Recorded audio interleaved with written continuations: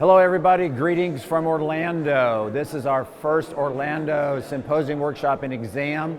So happy to be back. I'm here to let you know about the upcoming Budapest World Congress. So excited it's going to be this August. We have a great panel of speakers with our named speakers, plenary sessions, our workshops, and we're so excited to be able to provide this to you this year. It's been an absence because of the pandemic, but we're so happy to be back. We will also have a FIPP and CIPS prep course to be ready for the FIPP and the CIPS exam that will follow our symposium. Very, very important to get because it does mean something in the world for those countries that don't have specialty training in pain management.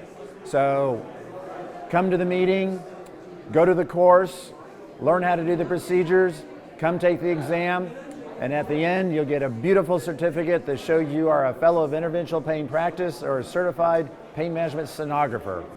See you in Budapest.